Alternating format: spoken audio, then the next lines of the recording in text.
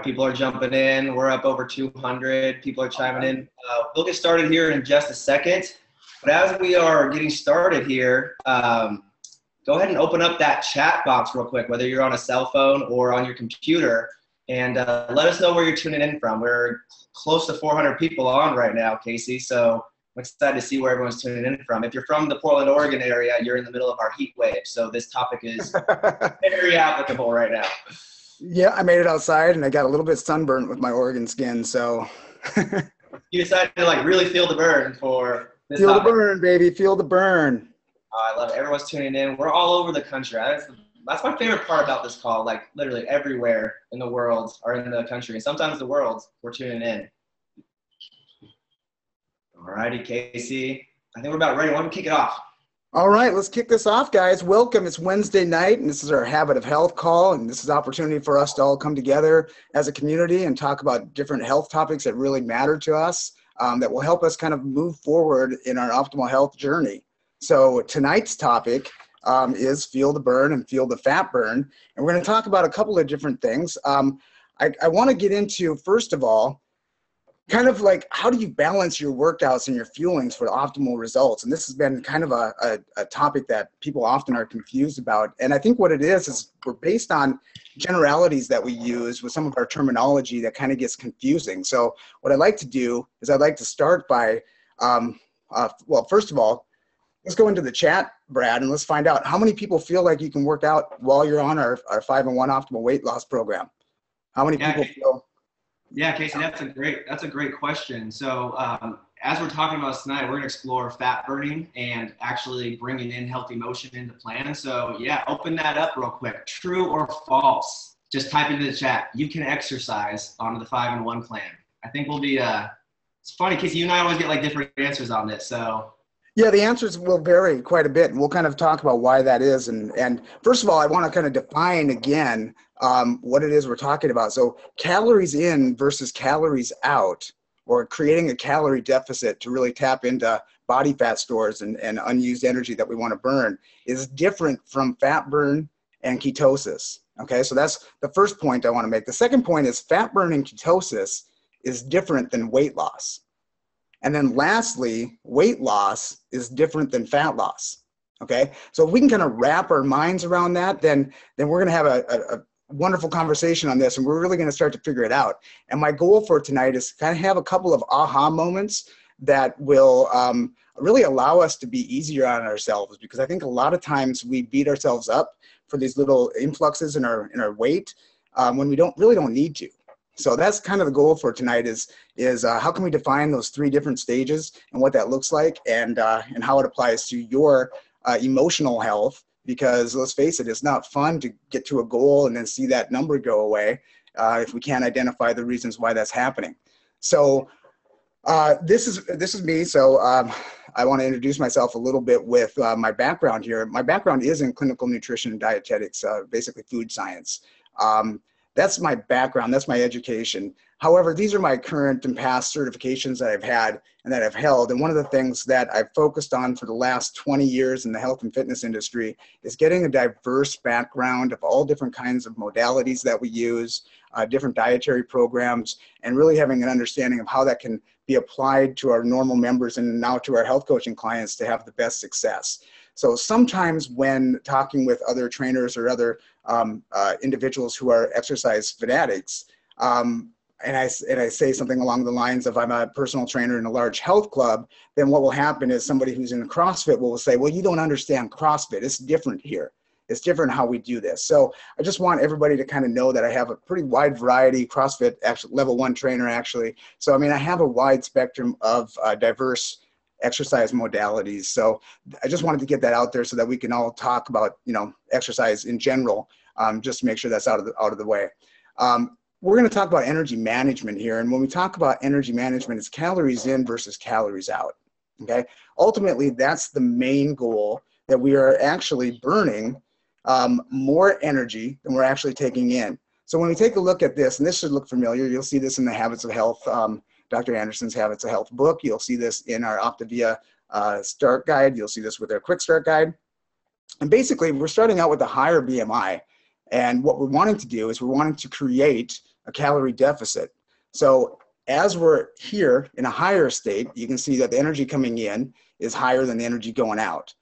When we go on program and when we go into our weight loss stage of our program, we're actually creating this deficit here, the distance between how much energy is going out and how much energy is coming in. And we do that through following our portion controlled meal replacements that give us all the nutrients that we need to really promote body fat loss and tap into using that energy. Okay, so that's creating that calorie deficit. Now, what exercise people will want to do is sometimes leave that energy in, or what we eat, actually the same, and they'll try to increase or make that deficit by increasing the amount of energy out. And they'll do that through exercise. Now, the challenge with that is there's actually a study that I'd like to talk about, and this study actually shows a couple of different things. It shows that exercise-only groups will lose little to no weight in 6 months, and on average gain about 6 pounds after 13 years. So they're actually stuck. And the other issue is that after a period of more than 6 months, many exercisers are in a plateau. And this is where a lot of our clients have come from, is they've already been exercising and they're not seeing the results that they want. And they decide that it's finally time to make a nutritional change. And one of the best ways to do that is through the 5-in-1 program. Diet alone, we find, is that you can lose 19.8 pounds in 6 months, but 95% will gain that back. And we feel like with our program that is less likely. Okay, so this is a national study that was done, but with the 5-in-1 and with the habits of health and these calls that we do on Wednesday night and all the support that you have from your fellow health coaches, we're gonna beat that curve. And we're gonna beat that in a big way. But what the study also suggested was that in 6 months, you can lose 22 pounds and have the best chance for maintenance if you add an exercise component to it. And this is not news at all, Brad. This is not news because, as we know, Dr. Anderson has included a whole series of how to incorporate exercise back into your life when you reach that or maintain that weight. Okay, so we already know that that's there. In fact, half of the Habits of Health book is almost like an exercise book on the backside. So that's something. What was that? What was that study that you quoted there a second ago? It was a national study that was done. I don't have the actual where it came from exactly. I'd have to pull that up, but I'll get that information out there. We can put it out there and somewhere. I'll grab it. I just grabbed the snapshot from what that was so that I could just explain what the end result was, which is what we're talking about tonight, is increasing that exercise to be able to maintain the body weight loss for as long as you want to, really. Okay. And so, Casey, real quick on that, if you can jump back to the other slide. What's great about this is, for those that don't know, they're on the line. One, I'm Brad Miller. I'm a certified health coach here. And Casey has given me so much insight on this exact topic over the years, which is great because Casey comes from a background. You saw his accolades in this. He understands nutrition, exercise components, and everything. And that's actually why he's chosen to, utilize this in his fitness facilities and with his personal clients. And I come this from the other side where Casey has shared a lot of this stuff. So Casey, what's cool about this is what you're showing here is just, in generality, before you start, you show some of the things of why our program works so well, kind of the facet of how we focus on fat burning stage and then long-term effects after that. But you're saying generically, when people just start working out, they see little to low weight loss just by working out itself, because the myth is, that exercise is the way you lose weight, but really you can't out-exercise the fork. So your study and what you're showing here is people start doing more exercise, but it doesn't really necessarily culminate in weight loss when you're talking about all real world things. Correct. That's absolutely true. And the other thing is that, nutrition is 100% responsible for the end results that you have with a weight loss program or a muscle gain program. So we can do it 100% through nutrition by itself. But we want to make sure is that if we want to maintain it, that at some point we incorporate more of an exercise or more of a healthy activity. It doesn't necessarily need to be exercises. We know it could be playing basketball, it could be golf, it could be going for walks. It doesn't have to be necessarily a CrossFit or some kind of a workout that is really super intense. And I'm watching the chat here. And so when you ask that first question there, what I see a lot of people saying is, when we have a good mix of questions, yes or no, can you work on a 5-in-1? The answer actually is yes. You can work out during the 5-in-1 plan. that's in your Optavia guide, but we want you to ease into it alone. That's kind of a myth that's out there. You think that you don't exercise on plan, but it's really how you do that. And actually, Casey, someone set you up really well because someone asked here in the thing here, Amber asked, I started exercising on plan, and it basically, she's saying it kind of slowed her weight loss and it was frustrating. I know that's kind of I what love it. Well, yeah, remember one of the things that we just talked about, which weight loss is different than fat loss. So one of the things that we've done is we do pretty extensive measurements on all of our clients who we have in person, not our national clients, but our clients that are in person. And what we see is that while they're losing inches and they're losing fat, that the weight may be in somewhat of a plateau. But if you're losing 4 inches off your waist and you're at the exact same weight, that's not the world's worst issue, right? So we'll settle for that if your waist is getting smaller and some of the musculature that allows you to do the hobbies and look the certain way that you want to are actually happening. So yeah. I like that, Casey, because we're actually already having aha moments, and I know you're going to get to these on your next few slides, but someone just said aha moment for me. I'm trying to look who it was in there. There's so many comments since we talked last. Aha moment. Liz said that weight loss is different than fat loss. So the scale really getting to be out there, not really be something you focus on is super key in this aspect. So hopefully people key into that, because when you first said that to me, I was just trying to lose some weight. I was just trying to get healthier. And you're like, what are you talking about? Like, what do you mean fat loss? I just want to lose weight, Casey. And you started educating me on this stuff, and where it points this out in the habits of health. So I'm excited for you to expand on that. Do you want to dive into the next part of this, where beyond just the exercise alone? Yeah, well, let's talk about, should I exercise? Like, why would we just say, yeah, go ahead and start exercising? But, if you already have an exercise habit, if this isn't adding a whole new component or a whole new, a plan to your schedule in the day, then it's not going to overwhelm you. If it already exists as part of your regular routine, then I would say keep it in there. Keep it in there because it's going to be, in the long run, it's going to be very helpful. In some cases, what we see is people's short-term goals actually require physical readiness.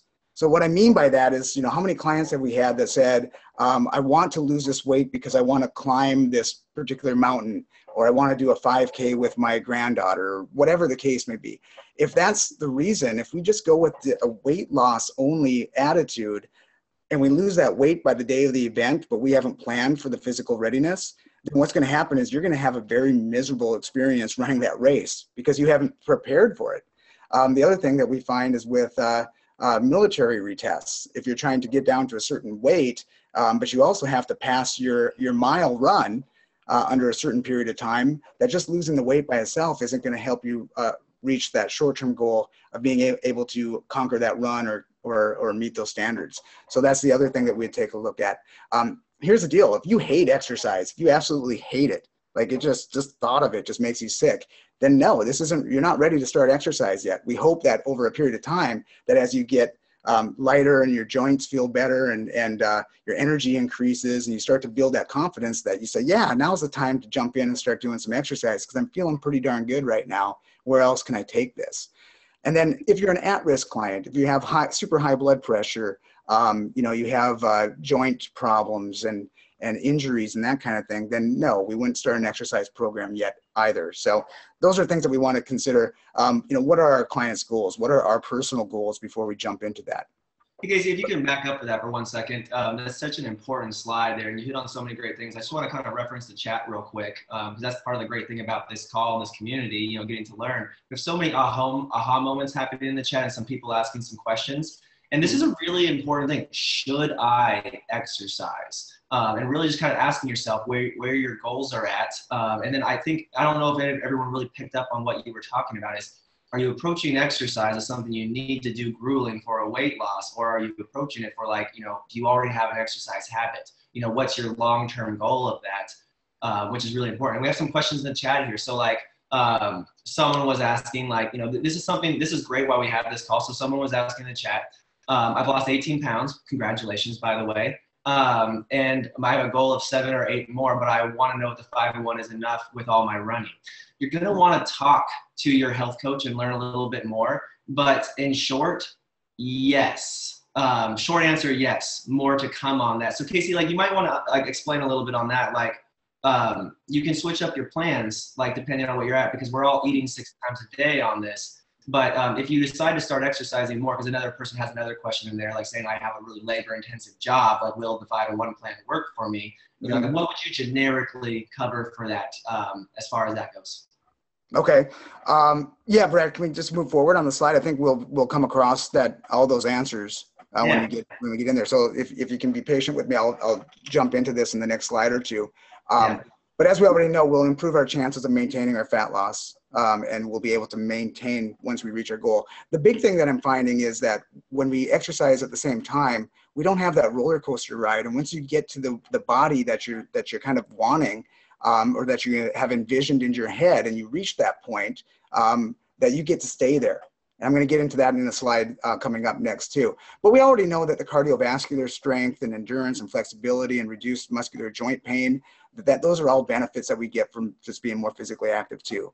And then of course, if you just enjoy it, like if you are the runner who had the question, if you just enjoy running and it's something that you look forward to every day and it's a stress releaser, then of course we wouldn't say get rid of your running because, you know, this is something that makes you happy.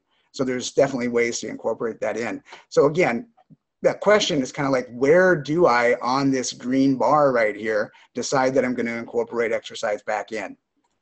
So I'm going to go on out here and say that if you have the ability to do a body composition, that's going to be more of a great indicator of how successful your program is being once you've incorporated exercise. Okay, the scale becomes no longer the gold standard of body composition.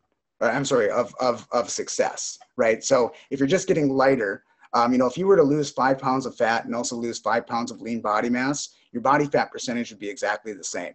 So generally what we're looking at is maintaining or increasing lean body mass while dropping fat. And that's what's going to cause that scale, or that, when I say scale, I mean this scale of body composition rankings of actually dropping down, okay? So some people will just straight up say, look, I want to drop the weight and then I want to start exercise. But this is the one word of caution that I want to ask you. Are you emotionally prepared to add weight once you've reached your goal? Okay, so let's take a look at what that looks like. Now we know that getting into fat burn or getting into ketosis is the absence of glycogen being used as the main source of energy. So that's carbohydrates, right? So with every gram of glycogen that's expended, we also lose about 3/4 of a gram of water. So a lot of the initial inflammation that we lose is a result of us burning through the glycogen in our muscles. The only way to get the glycogen out of your muscle is to actually be active. So this is why some people, especially larger people, you have a 6'5" gentleman who's on program, can tap into fat burn literally clockwork, like day 2, day 3, because of the amount of lean body mass and the amount of glycogen that's actually coming back in. Versus sometimes we have our shorter individuals who might take 3, 4, 5, sometimes 7 to 10 days to break into fat burn because they haven't utilized the glycogen, especially if they're inactive.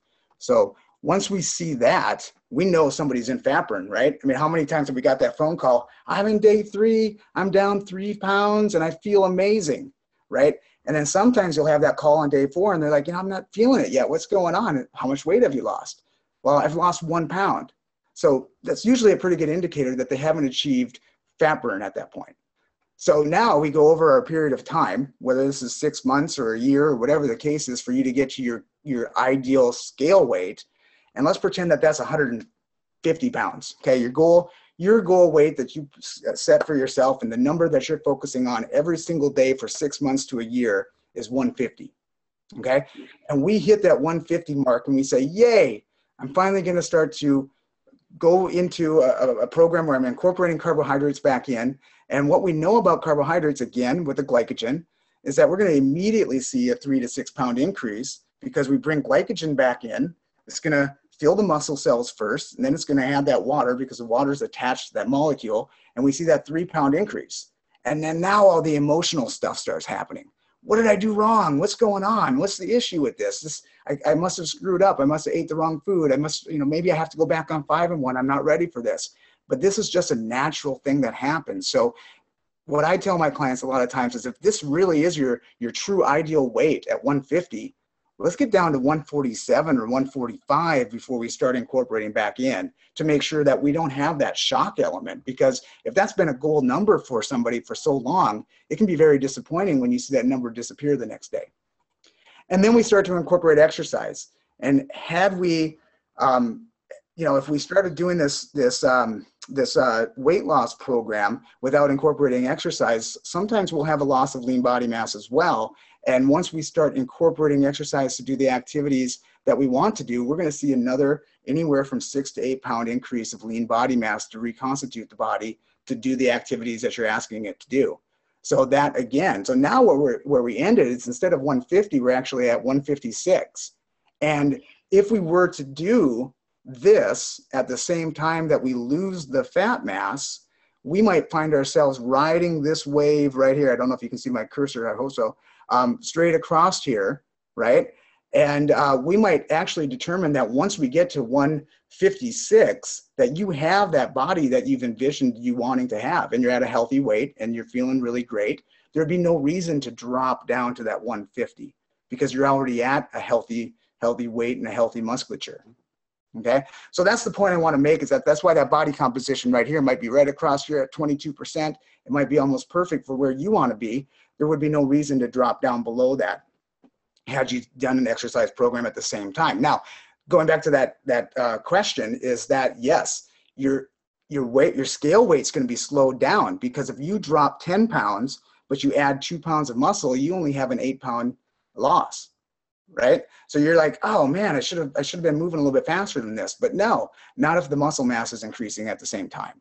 So that's where that can be deceiving. And even though, again, you might see 2 to 4, 6 inches coming off the waist, coming off the hips, all the areas that you wanted to get rid of, your clothes are fitting better. We've all experienced that. Even with no change on the scale weight, all of a sudden we're like, whoa, I'm fitting into these pants a lot better, but my scale weight hasn't changed. What's going on with that?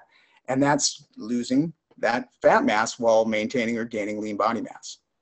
Okay, so this is going to address that question that the runner had, but calories in versus, we have to take a look at energy management now, and the person that has the very active job. So how do we maintain management of, feeling great? Because that's the ultimate thing. And what I call it is, paying the piper. If you have an exercise program or a day that's so exhausting that you're paying the piper later on, it really didn't serve you well for accomplishing the goals that you were trying to accomplish.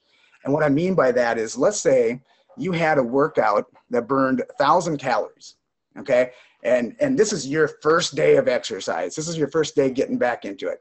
And you jump on a 1,000-calorie workout, and you created such a large deficit in your program, and the next day you can't move. And you might not move because of soreness, but you might just be physically exhausted. You might have that lethargic feeling, foggy head, all this stuff that's going on. And you just find that you can't continue to do the normal activities that allowed you to burn a certain amount of calories just by being alive. So some of those things are your neat activities, but it could be now you no longer feel like going out to get the mail from the mailbox because you're tired.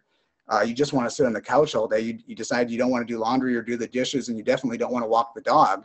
So that 1,000 calorie can wash itself out as if it never existed by decreasing your activity throughout the rest of the days. So what we want to be able to do is, your workouts should fuel you. They should give you energy. They should allow you to feel good. So that's one way of looking at that. So what the most common way of approaching this from an exercise standpoint is making sure that you're starting with the least amount of activity that's going to give you the maximum benefit. And the 4 things that we can change here are frequency, intensity, time, and type. And basically what that means is that if we start a program, let's say you have 3 days a week to work out, and we can start at a moderate intensity, and you have 20 minutes of time, and you're going to do the treadmill, okay? There'd be no reason to start a program that's going to be 7 days a week at the highest intensity you can go for the longest period of time you can go, because you're going to run out of time. And when you do reach that plateau, there's not a whole lot you can adjust here. So this principle in general, and well, we can talk all day about this, so we're not going to talk a whole lot about it, but I just want to let you know that how you design your exercise program is important, because we want to make sure that we have that energy balance. It should be energetic. It should fuel you, and it should energize you, but it shouldn't suck all the energy out of you. Okay. And then I'm going to argue that if you stay truly in fat burn, that you can actually harness that energy, and you can maintain that energy process for a longer period of time. And you can actually have some pretty amazing workouts with that. So here's the kicker, guys. I did ask this exact question because I knew I'd be doing this talk, and I wanted to make sure that my science was correct. So I asked this to our Take Shape for Life nutritional support, and I said, can you explain that? Because if there was something out there that I didn't know about, I wanted to know about it. So can you explain the details surrounding, let me move that out of the way, the potential risk of falling out of fat burn by exercising with too much intensity or too frequently? What is the scientific rationale? And from our nutrition support, they say exercise does not typically throw you out of ketosis or fat burn. Having too many carbohydrates would. Okay, so here again is confirmation that exercise in itself will not take you out of fat burn.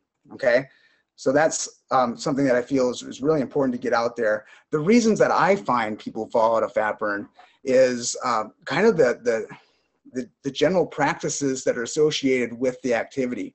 So what that means is, well, first of all, a lot of us are told right away, if we're going to exercise, let's go to a 5 and 2 or a 4 and 2. And depending on your lean body mass, and in some cases your height, which is associated to your lean body mass, there's a case where you can have too much protein. So adding unnecessary protein can actually take you out of fat burn, because the protein itself is going to assimilate the amino acids to make a glycogen. And the glycogen, whether it's made in the body or eaten, has to be responded to. And that's going to potentially cause a result that will kick you out of fat burn. The biggest one, though, is, so many people, actually a huge percentage of people, underreport calories by 15%. Okay, so if we just got done doing that 1,000-calorie workout, or we just did that amazing run, or we had an exceptionally hard day at work, and we say, you know what? I earned the right to be able to eat this additional food, right? And in a calorie in versus calorie out type of program, or a carbohydrate-based program, you may have that ability to do that. You still created a calorie deficit. The problem is that when we talk about fat loss or fat burn or ketosis, it's a pretty scientifically sound program, which means that it has restrictions. It has requirements for your body to be able to stay in that. So by bringing in just something that would be like, hey, it's an apple, how bad can that possibly be? Well, in a ketogenic plan, it can take you out of fat burn.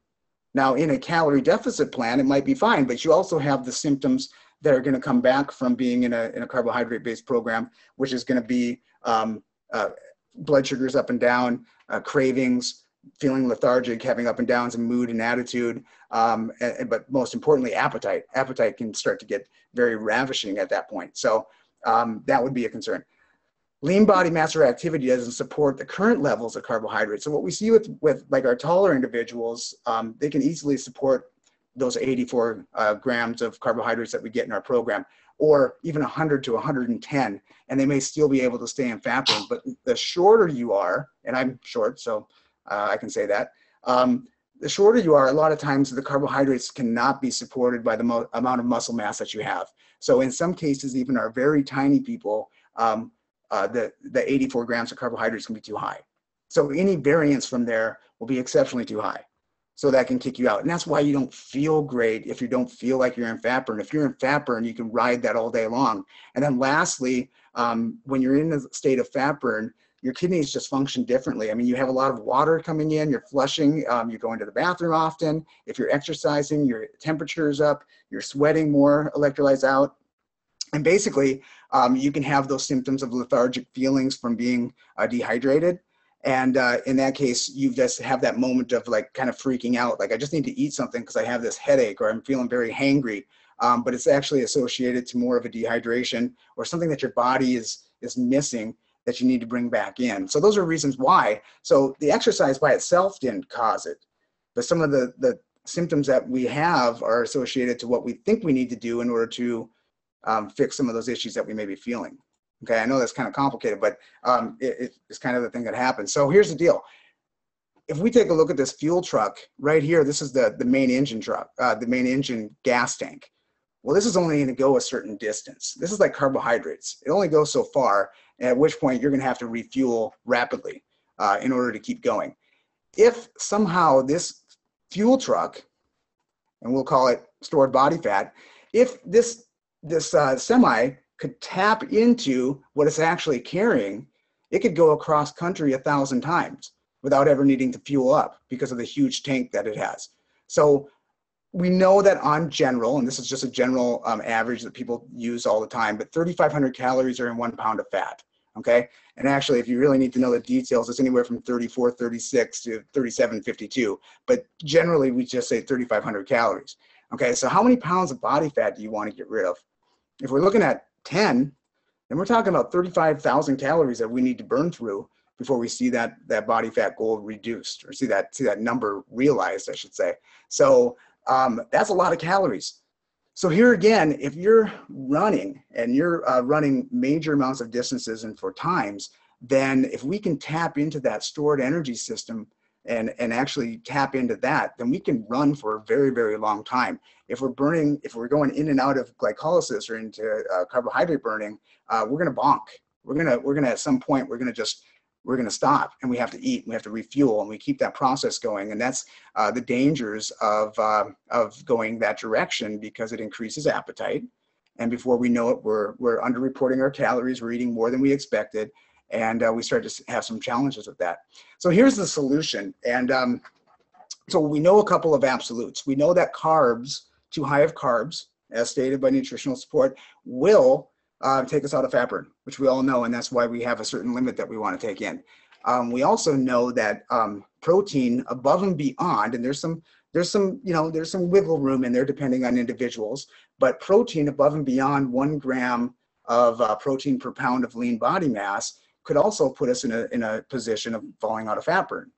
Okay, but what doesn't is obviously, like that gas truck, fat as the main fuel. And that's what we've always been doing all along, is trying to tap into that stored body fat for energy. So in the event that we need to make an increase in calories in order to make sure that that deficit isn't too low, is we take a look at incorporating healthy fats. So again, in summary, I think what we've discussed here is that, calories in versus calories out, right, are different than fat burn and ketosis. Okay, so we have energy systems that will get you into a deficit by just eating less. And then we have the ones that need to pay a little bit more attention to, because we want to be in that fat burn. But fat burn is different than weight loss. Just because you're in fat burn, I'm in fat burn right now. I take in 3,700 calories. Okay, so that might be a surprise for some people, but I stay in fat burn because I just, quite honestly, I like the way that my appetite is controlled. I like the energy. I like the clarity of my mind. Those are all things that are really important to me. I love the way it allows me to work out without having a lot of lactic acid buildup and crashes. So that's why I stay in fat burn, even with high calories. And that's why that's different than weight loss, because I can be in a calorie maintenance in fat burn. And then, of course, weight loss is different than fat loss. So if we're just focusing on losing fat, that's really the main objective. Nobody said they wanted to lose, their weight coming from their hair or, anything that just makes the scale lighter. Doesn't necessarily mean that you're going to end up with the body that you envision. So Brad, that's basically it in a nutshell. Yeah, Casey, I want to say thanks for presenting tonight. The chat is blowing up with questions. I think as a recap, what I would say is talk with your health coach. But I think if anything to take away is, one, you have the dialed in understanding of what you're doing now, calories in versus calories out. You can exercise. To ask the question is to figure out when it's right for you and how is it going to work out long term. And then if you do start to bring in exercise, how to manage and feel good and stay in your fat burning state. And also how to start paying attention to the other areas of your body. Because a lot of people actually said in the chat here tonight, oh, well, I started exercising and it kind of changed my weight loss percentage. Casey just broke down the details of why the scale is not the only indicator of what's going on with your nutrition. So just like you saw with the examples tonight, the stories in the chat, stay the course, learn some more information. But what's great is you know that you have the nutritional fuelings you need to take your health wherever it is. And I just want to say thank you, Casey, for the deeper understanding. You've helped me so much over the years. So that, everyone, have a great Wednesday, and let's go make it a great week.